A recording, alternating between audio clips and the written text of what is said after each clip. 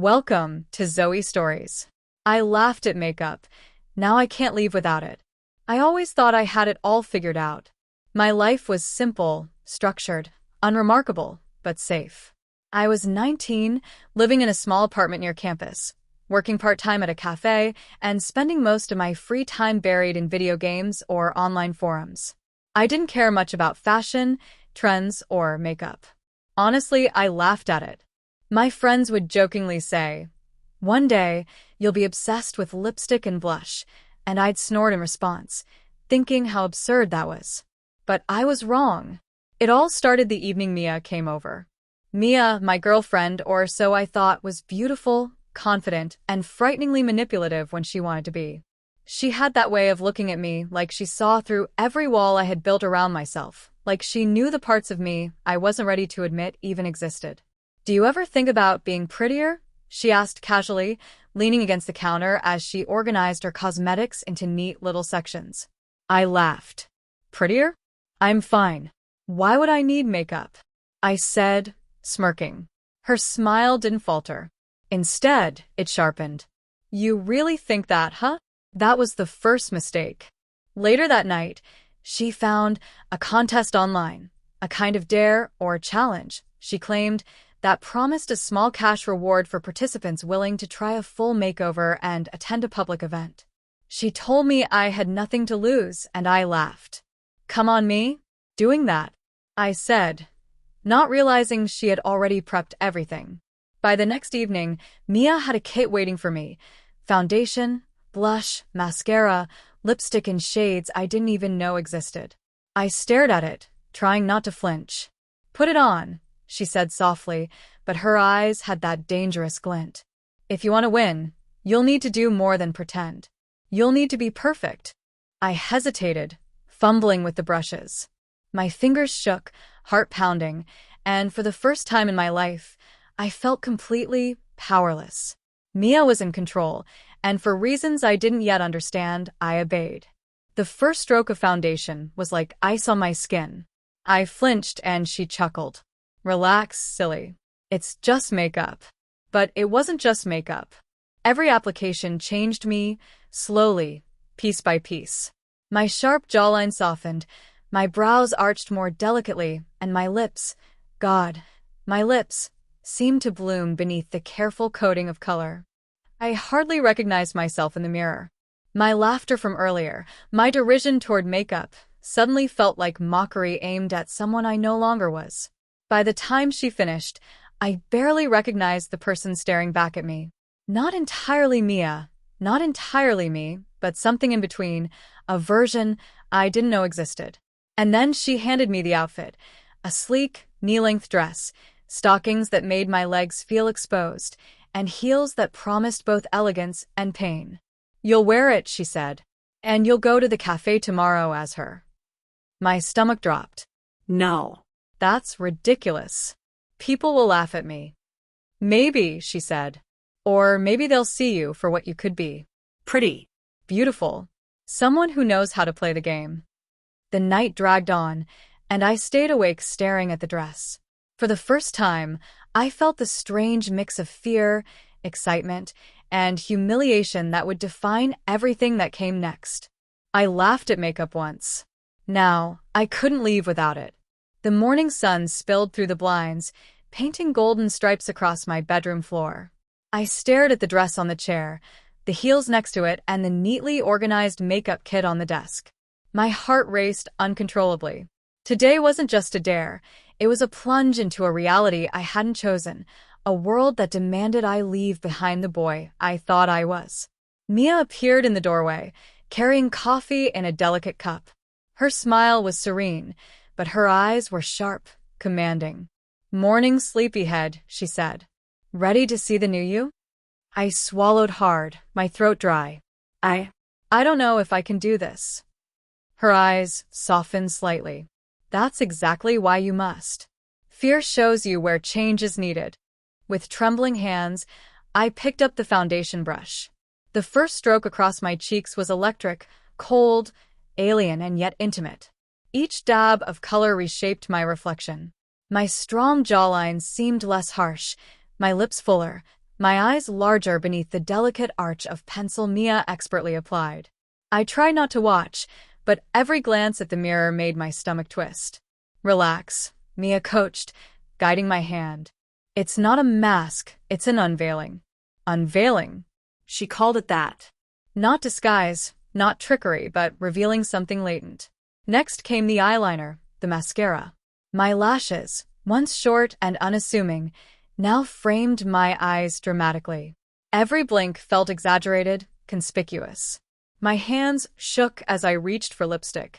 Mia's fingers hovered over mine, steadying, coaxing. Try it, she whispered. Red. Bold. My lips burned as I applied the crimson coat. I barely recognized the person staring back, eyes wide, flushed cheeks, lips impossibly plump. There was fear there, yes, but also something else, a strange thrill, almost a dangerous curiosity. Finally, the dress. The fabric was cool, smooth, and unforgiving. I slipped into it hesitantly. The corset hugged my torso, altering my posture and forcing my shoulders back. The skirt flared softly at my thighs. Then came the stockings, slipping over my legs like satin water, and the heels. My first steps were wobbly. The clicks of the stilettos against the floor sounded unnervingly loud. My heart pounded with every teeter. Mia followed silently, her eyes watching every misstep, every flicker of uncertainty. You'll learn, she said softly. Balance comes with practice and acceptance. The mirror reflected someone unrecognizable, yet frighteningly familiar. Me, but not me. Her, but also me. I was caught between worlds. The boy I had been and the girl I was becoming. Mia handed me a small handbag and whispered, "Time to go. The cafe awaits. Remember, you're not just doing this for me. You're proving something to yourself." I wanted to scream. I wanted to run. But the fear of Mia's disappointment, and perhaps something deeper, unacknowledged, kept me rooted. The walk to the cafe felt like crossing a tightrope. Every passerby's gaze was magnified, every whisper imagined as ridicule. I could feel my heartbeat in my throat, my cheeks burning, the unfamiliar sway of my hips betraying me with every step. When I entered the cafe, the barista glanced up, startled. Good morning, Clara," he said, and my stomach dropped. Clara. Mia's chosen name. I forced a small smile. "Morning," I croaked, my voice higher than usual, delicate, trembling. Every step behind the counter, every gesture of taking orders and serving drinks, felt like an audition for a life I hadn't consented to. Some patrons smiled, some whispered, some stared. And through it all, Mia sat at a corner table, observing, her smirk both comforting and cruel. By the end of my shift, my legs ached from the heels, my cheeks burned from constant awareness, and my mind reeled from the realization that the world saw her, not me. And a seed of doubt planted itself in my heart. Had I laughed at makeup because I didn't understand it? Or had I laughed because, deep down, I feared what it could awaken in me? That night, after the cafe had emptied and the city lights flickered against my bedroom window, I stood before the mirror again. The reflection that greeted me wasn't the boy I had been that morning. It was Clara. Red lips, softly blushed cheeks, wide eyes that seemed to hold secrets I didn't fully understand yet. I ran my fingers along my jawline, tracing the smooth contour my foundation had created. My own face felt foreign beneath my touch, almost like someone else's. The laugh I had once reserved for makeup felt hollow now, replaced by something I couldn't name. Awe, fear, and a creeping sense of identity loss. Mia appeared behind me without a sound, her presence filling the room. "You're quiet tonight," she observed, arms crossed, her gaze sharp but almost tender. "Thinking about how you look today?" I didn't answer. My throat was tight. I don't know who I am anymore," I whispered, my voice shaking. She stepped closer, tilting my chin with her fingers. "Who you are doesn't matter. Who you become, that's what counts. You were always hiding behind something. Now you have the chance to show the world and yourself who you can be." Her words were both comforting and suffocating. I wanted to argue, to reclaim my identity, but I found no strength. Instead, I felt a strange pull toward her vision of me. "You're beautiful," she said softly, almost teasing, "and the world will notice. But you have to trust me completely." And that trust, I realized with a sinking heart, was precisely the thing I didn't want to give, but somehow already had. The following days blurred together in a haze of makeup, outfits, and constant self-monitoring. Every morning began with foundation and contouring. Every evening ended with careful removal and reflection. I began to notice changes beyond the surface. My voice softened naturally, my posture adjusted even without heels, my movements acquired a subtle grace I hadn't possessed as a boy. At the cafe, patrons began calling me Clara automatically. Compliments came, some hesitant, some direct. "You look amazing today." Such elegance. Even the barista, initially surprised, now smiled warmly whenever I walked in. And yet, the humiliation lingered. One afternoon, a group of college boys entered the cafe. They joked loudly, mocking someone in high heels for attention. My stomach twisted, every nerve on edge. My hands shook as I carried trays to their table, hoping Mia wasn't watching. But of course she was. Her gaze pierced me from across the room, a mixture of amusement and warning. "You're hers now," it seemed to say, and the weight of that control pressed down hard on my chest. Later, when I removed my makeup and changed into casual clothes, I caught myself lingering in front of the mirror, touching my lips, brushing my cheeks, adjusting my hair. It was a ritual I didn't want to admit I enjoyed. I laughed at makeup. I whispered to my reflection, voice trembling. "And now I can't leave without it." A tear slid down my cheek, not from sadness, but from the realization that I was already halfway lost, halfway transformed. Mia entered again, watching silently. "Good," she murmured, almost approvingly. "You're learning." The fear, the embarrassment, even the thrill, they're all part of it. This is how control becomes acceptance. I wanted to resist, to fight, to reclaim the boy I had been. But the more I looked at myself in the mirror, the more I feared that I might never be able to. And deep down, a whisper of excitement answered back. The following weekend, Mia decided it was time for a real test.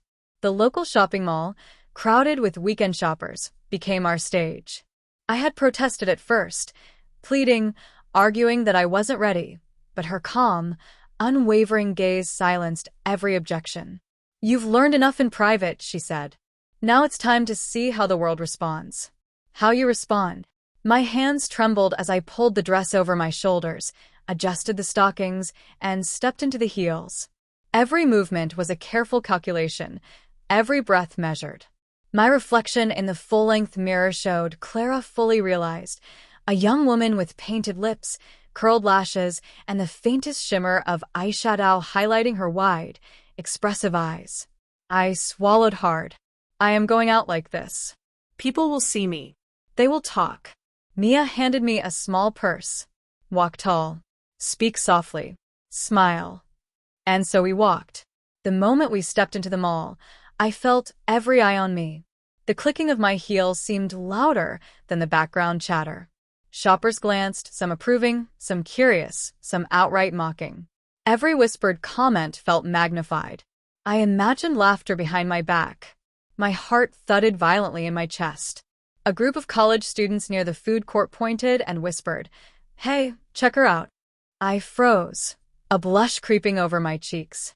I tried to ignore it, focused on keeping my balance. But Mia was beside me, her hand lightly pressing against my elbow, guiding, steadying, reminding me who was in control. "You're doing fine," she whispered, her lips brushing my ear. "They only see what you allow them to." The humiliation was intense. Every stare, every whisper, every finger pointing at me felt like a reminder of how exposed I was. But the strangest part? Somewhere underneath the fear, I felt a thrill, a dangerous, intoxicating rush I had never known. We stopped at a boutique where Mia had arranged a small fashion showcase with friends in the know. I was introduced not as a boy, but as Clara, the new face, the beautiful girl she had been shaping me to be. Compliments poured in. "You look incredible." The dress is perfect on you. I've never seen anyone pull this off so naturally. Each word was like fire and ice. Fire for the excitement, ice for the shame of being called someone else, someone I hadn't yet agreed to become. At one point, a past acquaintance from school walked by. He paused, stared, and then a flicker of recognition crossed his face. My stomach twisted. Did he know? Could he tell? Mia's eyes caught mine across the crowd. A small, sharp smirk told me she noticed my panic, my embarrassment, my thrill. Good, it seemed to say. This is how the real transformation begins. By the end of the day, I was exhausted, legs aching, cheeks flushed, mind spinning. But the experience had shifted something deep inside me. I had survived public exposure. I had survived judgment, whispers, and recognition. And yet, as we returned home, I found myself practicing a smile in the mirror, adjusting my lips, curling my lashes. I laughed at makeup once. Now, I couldn't leave without it. And Mia? She watched silently, knowing the line between fear and enjoyment was thinning. She had planted her control, and I was walking it willingly, though I didn't yet fully understand why. It had been a week since the mall outing, and life as Clara was beginning to seep into every corner of my existence. Mia had eased me into more social situations, small gatherings at her friends' apartments, brief trips to cafes, even a beauty workshop where I was encouraged to experiment with new looks. Each event was a test, each compliment a subtle reinforcement of Mia's control. But amidst the chaos of transformation, one presence became unexpectedly grounding. Liam. I first noticed him at Mia's friend's party. He wasn't flashy, didn't dominate the room like the others. He had a quiet presence, kind eyes, and a gentle smile that immediately made me feel seen. Not as Clara, not as the girl Mia wanted me to be, but as someone. When our hands brushed while reaching for the same glass of punch, my breath caught. "Oh, sorry," I murmured, my voice higher, softer, and undeniably feminine. "No worries," he said, flashing a smile that made my stomach flutter. "You're really easy to talk to." Those words pierced something deep inside me. Easy to talk to. Not judgmental. Not mocking. Just receptive. For the first time, I felt a warmth that wasn't fear, wasn't humiliation, wasn't thrill. It was connection. Over the next few days, Liam became a constant presence in my thoughts. We exchanged messages, then calls, then video chats. He seemed unaware of the full story behind Clara, unaware that she was once a boy who laughed at makeup, unaware of Mia's control, and unaware of the internal chaos that raged within me. Every conversation left me torn. On one hand, I wanted to be Clara completely, to embrace the admiration, the femininity, the thrill. On the other hand, I feared Liam discovering the truth. Could he like me if he knew? Would he laugh? Would he vanish? Mia noticed my distraction. One evening, as I carefully applied eyeliner, she leaned over my shoulder. "Liam?" she asked, voice teasing but edged with something sharper. I stiffened. He's just a friend." Mia smirked. "Friends can be dangerous. They make you forget who's really in charge." I swallowed hard, heart hammering. She was right. Every interaction with Liam tugged at my emotions in ways I hadn't expected. I felt excitement, confusion, and shame all at once. Every compliment he gave, every laugh we shared, seemed magnified by the makeup, the dress, the heels, the persona I was embodying. One night, after a particularly long day of workshops and shopping trips with Mia, Liam called me out of the blue. "Hey, want to go for a walk? Just you and me?" I hesitated, heart racing. I don't know if I should." "Please," he said softly. "I just want to talk." The walk was quiet at first. Our footsteps echoed against the empty streets. Then, Liam reached for my hand. It was warm, steady, grounding. I froze, staring at our hands entwined. The blush that crept across my cheeks wasn't from makeup alone. It was something deeper, more vulnerable. "You're really beautiful," he said, his voice low, almost reverent. I wanted to pull away. I wanted to tell him the truth. I wanted to scream that this was all a lie, a performance, a manipulation. But instead, I leaned into his hand, feeling the strange thrill of being seen and admired. That night, after Liam had left, I stared at myself in the mirror, tears threatening to spill. I was Clara, the beautiful girl everyone saw, the persona Mia had crafted, but I also felt flashes of the boy I had been, unsure and hesitant, clinging to fragments of an identity that seemed increasingly distant. I whispered to my reflection, voice trembling. I laughed at makeup, and now, I can't leave without it. I like being pretty. I like being noticed. I even like him. Mia's eyes appeared in the reflection behind me, sharp and knowing. Good, she said softly. You're learning that control is also pleasure. And desire. Never forget that, my dear. Mia's plan was always meticulous, calculated, and unrelenting. By now, I had begun to understand that each social outing, each public appearance, and each compliment was not just about feminization, it was about control. But the next challenge she set shook me to my core. It's time, she said one morning, her voice calm but unyielding. You've done well in private, in small social settings. Now you need to perform. Publicly. With witnesses. I froze. Perform? What do you mean? She smiled, almost cruelly sweet. A beauty workshop, a demonstration of transformation. You, Clara, will be the star. People will see every inch of you. They will admire, judge, maybe even mock. You will prove how well you've learned. My stomach turned. Public exposure had already rattled me once. Doing it deliberately, in front of a crowd, the thought made my knees weak. You can't back out, she added, her tone sharp. I won't allow it. And you, my dear, are already in too deep to run. The venue was a small auditorium, brightly lit, with rows of folding chairs and a stage set up with mirrors, brushes, and lighting. Mia positioned me backstage, showing me the tools I would use: foundation, lipstick, blush, and high heels that clicked sharply against the wooden platform. You know what to do, she murmured. Confidence. Grace. Smile. And never forget who is in charge. I nodded, trembling. The audience began to file in, friends of Mia, makeup enthusiasts, a few local journalists covering a small human interest story. Their chatter filled the room, amplifying my anxiety. As the spotlight hit me, I felt every eye on me. I applied the final touches of makeup, my hands shaking violently. Mia stood beside me, guiding every movement, whispering encouragement laced with command. Lift your chin. Yes, perfect. Smile naturally, not too much exactly. The first few minutes were excruciating. Every comment from the audience, every camera click, every whispered word felt like a judgment I wasn't ready to endure. Some smiles were genuine. Others seemed predatory, highlighting the vulnerability I had tried to contain. Then it happened. A classmate from my old school entered late, casually glancing at the stage, and then locking eyes with me. Recognition flashed in their gaze. Wait, is that him? My face burned. I wanted to disappear.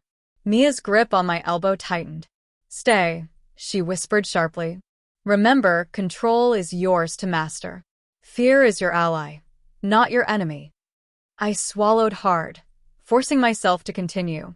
Each brush stroke, each subtle adjustment of my skirt, each sway in my heels felt like a battlefield. Inside, panic roared, but outwardly I smiled, bowed, and laughed with the practiced grace Mia had drilled into me. The audience clapped politely, some audibly impressed, others curious or skeptical. But one glance at the classmate's expression, a mix of shock and recognition, reminded me that my secret, my old self, was still alive somewhere beneath Clara's polished exterior. Backstage, Mia let go of my hand and smiled. See? You survived. You handled exposure, humiliation, and recognition. You are stronger than you think. Stronger and prettier than you imagined. I felt a strange surge of conflicting emotions: relief, pride, shame, and an intoxicating thrill. I was no longer just Clara in private. I was Clara under the gaze of strangers, under judgment, under scrutiny. And yet, a part of me, the boy who had laughed at makeup, was still buried, questioning, resisting, aching. That night, as I removed my makeup and peeled off the dress, I realized something frightening. My reflection in the mirror seemed less like a mask and more like a permanent shift. I laughed at makeup. Now I can't leave without it, I whispered, voice trembling. And maybe I don't want it. The days after the beauty workshop were the hardest yet. For the first time, the weight of my double life, Clara in public, the boy in private, felt unbearable.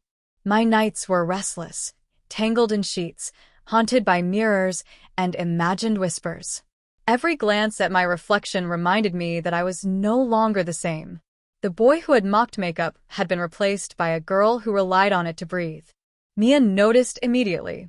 She didn't chastise. She didn't scold. She watched me quietly from across the room as I struggled with my own reflection, tears running unchecked down my cheeks. "You've been avoiding me," she said softly, stepping closer. "What's wrong?" I shook my head, unable to speak at first. The tears blurred my vision, smeared the carefully applied eyeliner, and ran along the highlighter on my cheekbones. I don't know who I am anymore," I whispered. "Clara, the girl you made me, she's becoming me." And I can't tell Liam. I can't tell anyone." Mia knelt beside me, brushing the tears from my cheeks with the back of her hand. "This is part of it," she said gently. "Loss, fear, confusion. You're breaking down the old self to make room for the new. You feel lost because you're on the threshold of something incredible." I shook my head again, feeling both desperate and ashamed. I laughed at makeup, and now I can't leave it behind. I can't be myself, not fully. And I don't even know if I want to be myself anymore." Her smile was soft, yet controlling. "You want to be beautiful, don't you? You want to feel seen, adored, irresistible.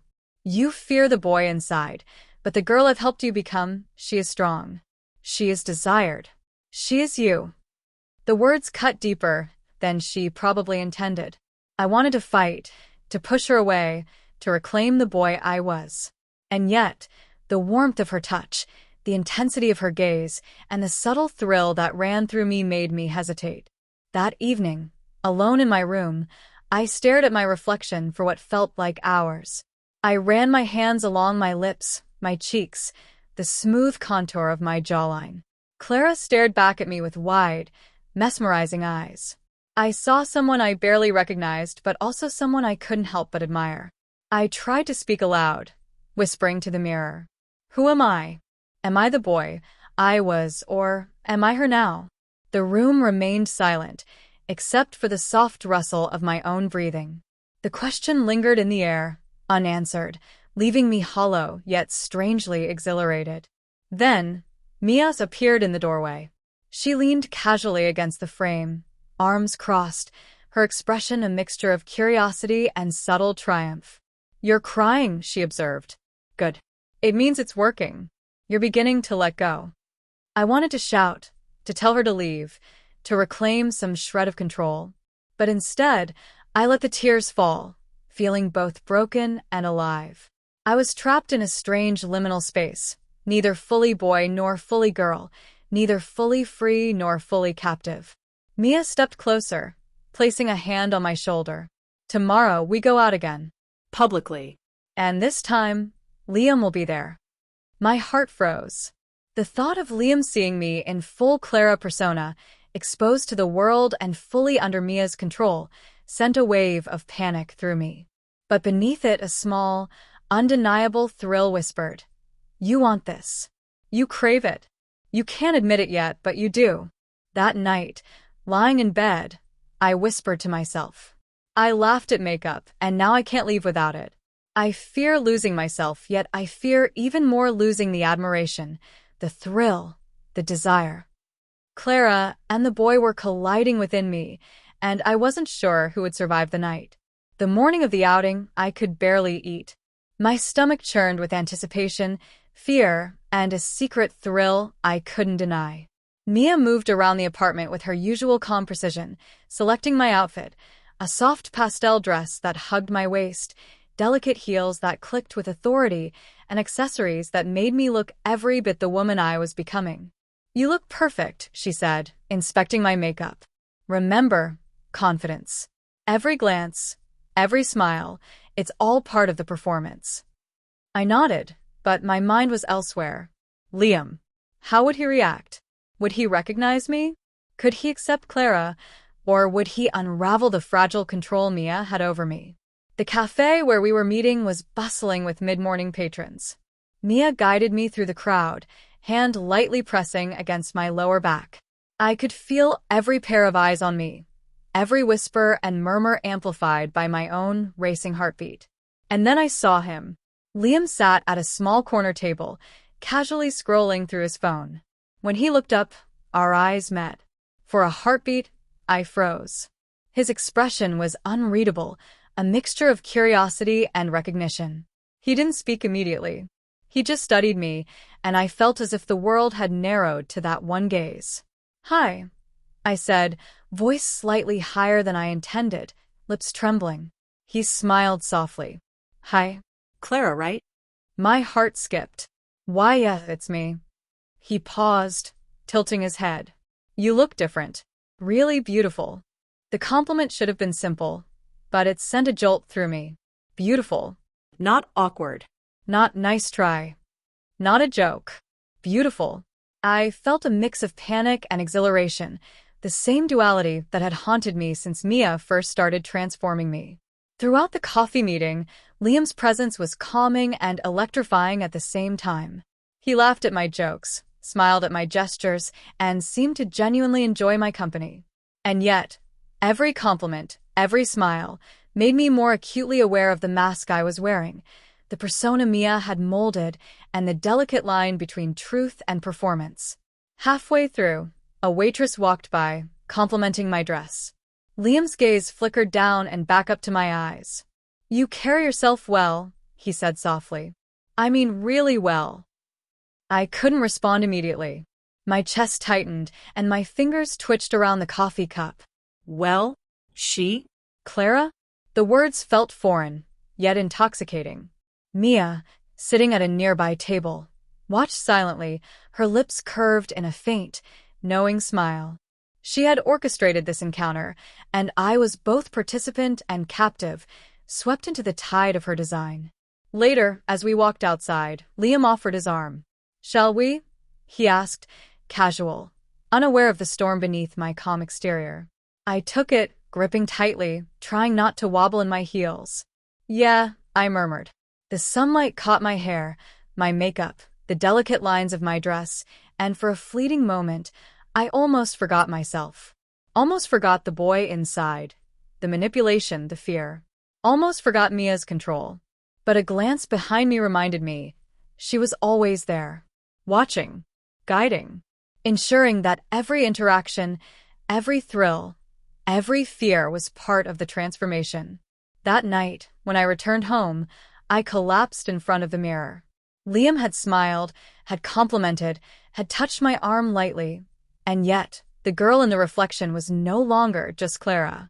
She was someone in between, someone reshaped by Mia's meticulous control, someone caught between fear and desire, performance and truth. I laughed at makeup. I whispered, voice breaking. "I can't leave without it, and now, he sees me this way. He likes me this way. But who am I really?"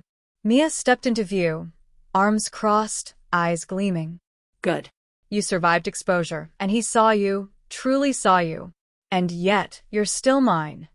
Mia's idea came suddenly, but her eyes glittered with unmistakable intent.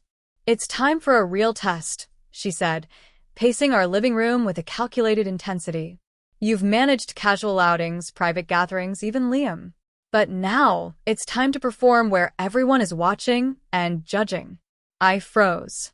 "Perform? Where? What do you mean?" She smiled, sharp and knowing. "A local beauty pageant. Not for professionals, just a community showcase. But imagine the exposure. Hundreds of eyes, judges, cameras. You, Clara, on stage. Full persona. Confidence on display. Public recognition. And yes, possible humiliation. You'll walk, you'll speak,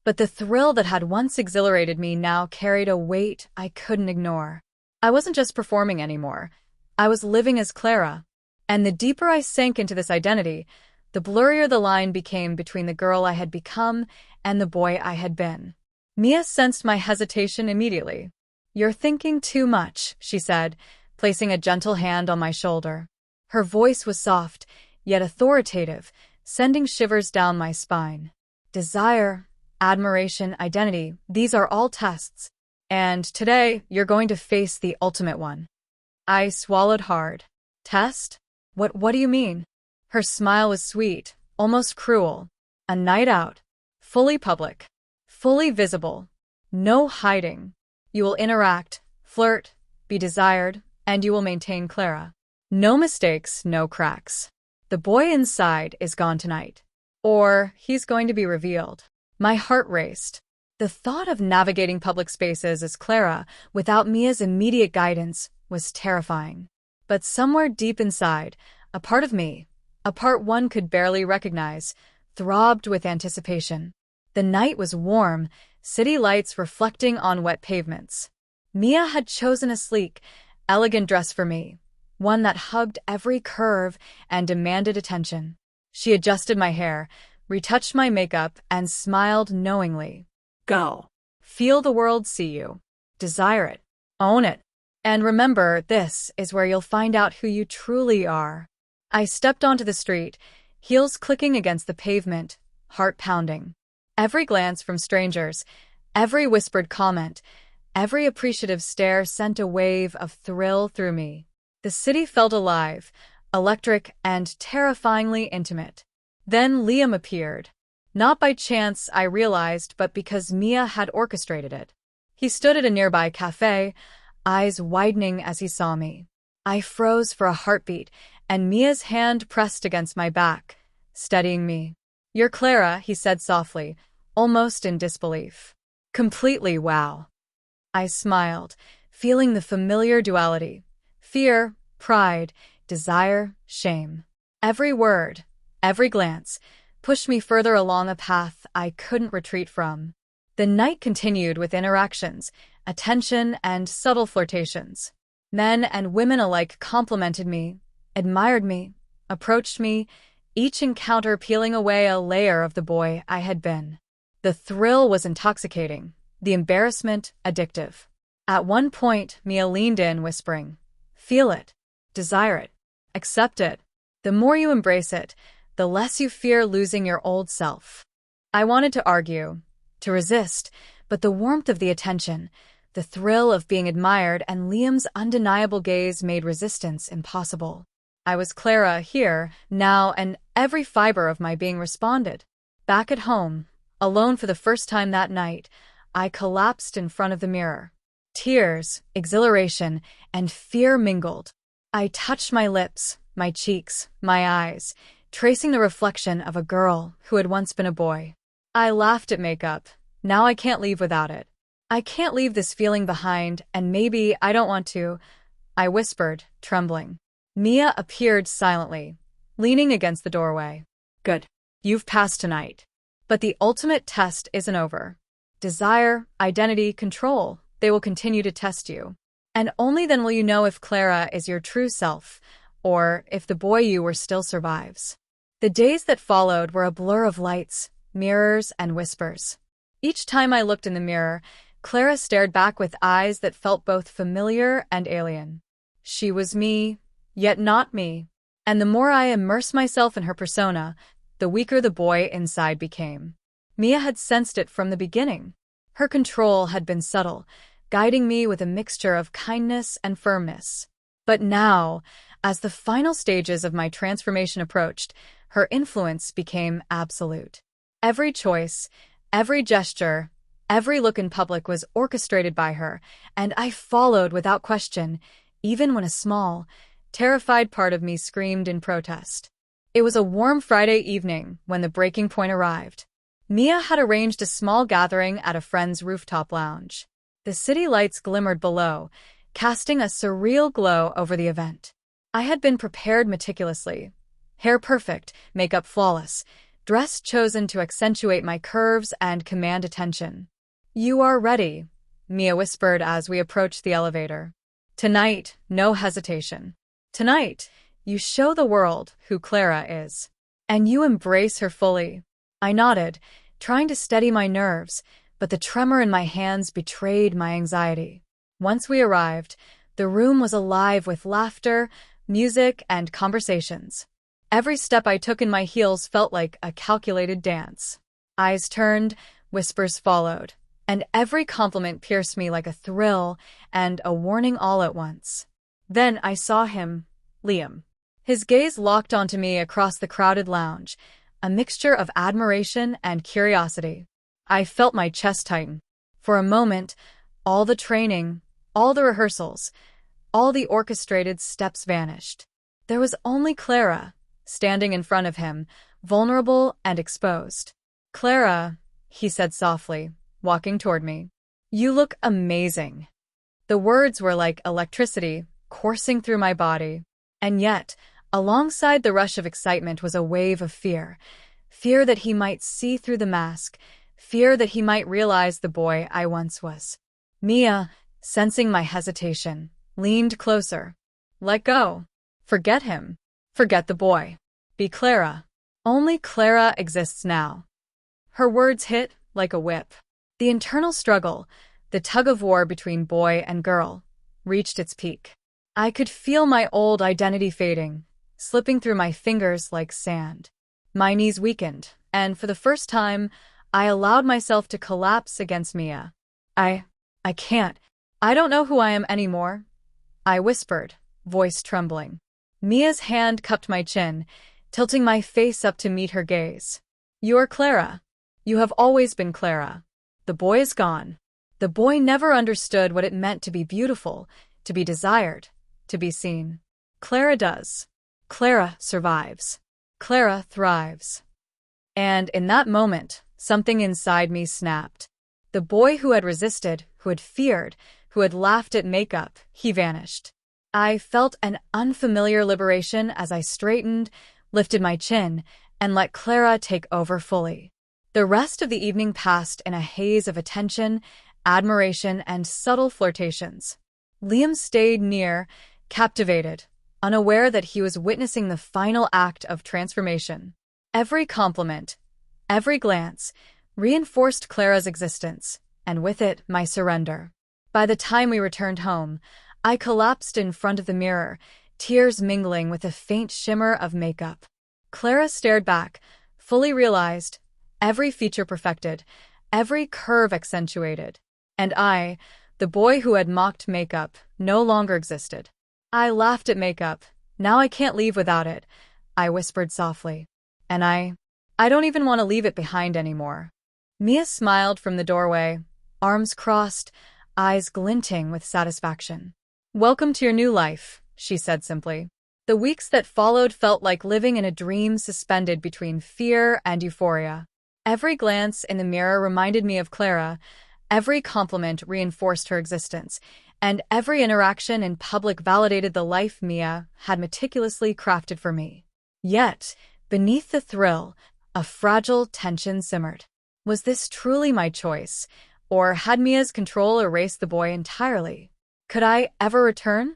Or had I crossed the point of no return? Mia, ever perceptive, presented the ultimate test. She led me to a quiet rooftop at night, overlooking the city lights like stars scattered across a velvet sky. "This is it," she said softly, holding my hand. "You can choose. Remain Clara fully, embrace every desire, every thrill, every attention, or you can try to go back. But know this, if you choose to leave Clara behind, the boy you were may not be the same." I trembled. My reflection in the glass beside us showed Clara, confident, beautiful, magnetic, but my heart ached for the boy who had once existed. Why now?" I whispered. "Why make me choose?" Mia's gaze softened. "Because transformation without choice is incomplete. You must decide, truly, do you accept this life, or do you reclaim the past?" The city hummed below us as I paced the rooftop, heels clicking softly.